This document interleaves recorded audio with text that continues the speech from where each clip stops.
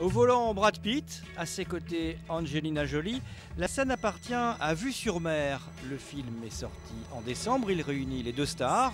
Mais pour Fabrice, la véritable star de l'œuvre, la voilà. Alors voici la DS cabriolet chaperon que nous avons louée à Brad Pitt et Angelina Jolie. Une pépite mécanique au milieu d'autres merveilles.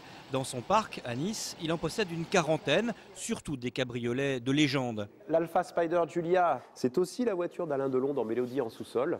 Alors la Porsche 356, c'est évidemment la voiture de James Dean. À côté la Porsche de Steve McQueen, la Ferrari de Magnum ou la Mercedes de la main au collet. Aujourd'hui, acheter une telle voiture coûte une fortune. Heureusement, grâce à la location, les passionnés peuvent réaliser leurs rêves. Pour François, c'était de conduire une Jaguar type E. Il est fan de voiture. C'était son cadeau de 40 ans et puis là maintenant c'est le petit week-end en amoureux. C'est irréel, quoi. C'est le charme anglais.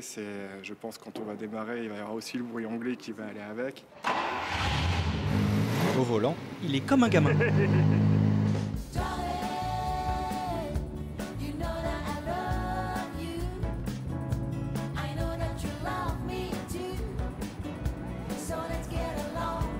Celle-ci est à 400 € par jour, mais pour certains modèles, ça commence à 200. L'an dernier, plus de 1000 particuliers se sont fait plaisir au volant.